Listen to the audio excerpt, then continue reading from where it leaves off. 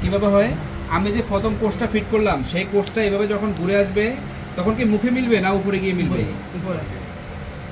তাহলে এখান থেকে কোর্স স্টার্ট হইতে এখান থেকে ঘুরে এসে এই কোর্স বরাবর লেভেলে এসে উপরে এসে কিন্তু একটা কমপ্লিট কোর্স আমরা বলি। এই কাপড় থেকে যখন এই কমপ্লিট কোর্সটাকে খুলবো, এই কমপ্লিট কোর্সটাকে খোলার পরে এই হলো আমার হেডট্রা কোর্স লেন্থ টেস্টার। টেস্টারের এই পাশে একটা স্কেল আছে, স্কেলের এখান থেকে শুরু করে ধরে নিলাম 1000 সেন্টিমিটার। কত সেন্টিমিটার? 1000 সেন্টিমিটার।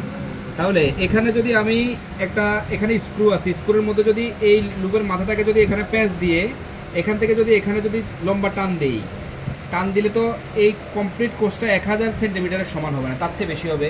যার জন্য আমি এখানে আরেকটা স্ক্রু যোগ করি। তাহলে এখানে 1000 শেষ, এখান থেকে এখান পর্যন্ত হলো আরও 150 সেন্টিমিটার। তাহলে 1000-এর সাথে আরও কত যোগ করবো?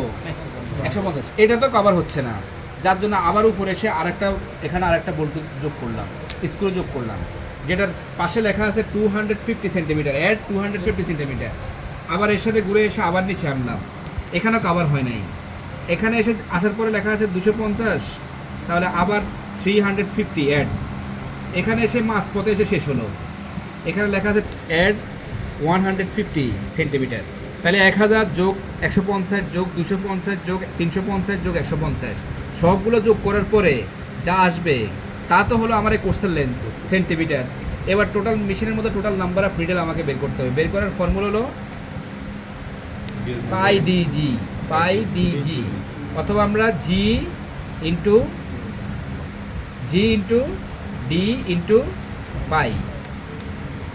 ডি হলো, এটা হলো মেশিনের একটা ডায়া, সেন্টার ওয়াইজ ডিস্টেন্স এক প্রান্ত থেকে অপর প্রান্ত, সেটা হলো ডায়া ডি। তার সাথে যখন আমরা পাই গুণ করি তখন পেয়ে যায় সারকামফারেন্স। তাহলে ফরিদি যখন আমরা পাবো, ফরিদির প্রতি ইঞ্চিতে নিডল সংখ্যা যা তা দিয়ে যদি গুণ করে টোটাল নাম্বার অফ নিডল আমরা পেয়ে যাবো। এটা হলো সিঙ্গেল জার্সির বেলায়। ডাবল জার্সির বেলায় 2 দিয়ে গুণ করতে হয়, যেহেতু ডাবল জার্সি 2 সেট নিডল থাকে। তাহলে এখানে পাই ডিজি দিয়ে গুণ করলে টোটাল নাম্বার অফ নিডল বের হয়ে যাবে। সেটা দিয়ে যদি টোটাল লেন্থকে ভাগ দেই তাহলে একটা লুপের লেন্থ পেয়ে যাবে। এইভাবে আমরা কোর্সের লেন্থ তথা লুপ লেন্থ বের করতে পারি হেডট্রা কোর্স লেন্থ টেস্টার। আর কিছু লুপ লেন্থে ভাগ করে দেবো, ওই যতগুলো নিডল আছে প্রত্যেকটা নিডলটা একটা করে লুপ তৈরি করতে হবে। তা টোটাল কোর্স লেন্থকে যদি টোটাল নাম্বার অফ নিডল দিয়ে ভাগ দেই তাহলে প্রত্যেকটা নিডলের লুপ লেন্থ পেয়ে যাবো। আর যদি গেজ তো যে মেশিন থেকে তুমি কাপড়টা তৈরি করছো সেই মেশিনের গেজ তো তুমি জানবা। আর যদি না জানো পুরো কাপড়ের মধ্যে অবস্থিত সবগুলো ওয়েলস বললে তো গেজ পেয়ে যাবে, নিডল পেয়ে যাবা। পাই ডিজি এগুলো জিজ্ঞেস করবে না কি এটা ক্যালকুলেশন কি, এটা মোটর ভিডিকিউগুলি পার টার্ন পার রেভলিউশনে, মানে সিলিন্ডারের একবার ঘুরলে ভিডিকিউগুলি কয়বার ঘুরবে। তাহলে এটা হলো যে সিলিন্ডারের যে গিয়ারটা আছে সেটা সারফেস কন্ট্যাক্টে আছে আমার বিডিকিউ ফুলির ড্রিভেন যেটা, তাহলে সেটা সাপেক্ষে এটা যত গুণ বড় এটা দিয়ে যেটা ড্রাইভার দিয়ে যদি ড্রিভেনকে ভাগ দেয় কত গুণ বেশি ঘুরবে, তাহলে কত গুণ বেশি ঘুরবে সেটা তো আমরা অটোই পেয়ে যাই, সহজ জিনিস না। এটা হলো এই যে পাওয়ার অফ অরিজিন, যেখানে পাওয়ারের উৎপত্তি, এটা হলো মোটরের যেটা আছে মোটরের সাপেক্ষে আমরা গুণন ড্রাইভার বাই ড্রিভেন।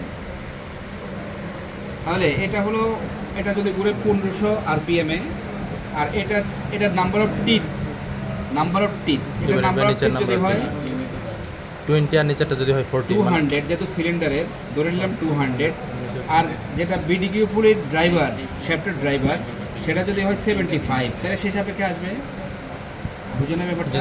সেই সাপেক্ষে তো এটা শ্যাফটের গতি আমরা পেয়ে যাব। আর এটার সাপেক্ষে যেটা হবে সেটা হলো আমার এটার সাপেক্ষে যে বিডিকিউ ফুলের ডিস্ক আছে সেটার ভিতরে ওটা তো ভ্যারিয়েবল সেটার ডায়ামিটারটা ভ্যারিয়েবলের নির্দিষ্ট পয়েন্টে সেট করে নিয়ে সেটার ডায়ামিটারটা আমরা ইঞ্চিতে নিয়ে নিব, ইঞ্চিতে নিয়ে সেটা দিয়ে ভাগ দিয়ে পেয়ে যাবো। এরপর আর কোনো কিছু আছে? দুপুরে লাঞ্চ করছো? এমন অবস্থা পুরো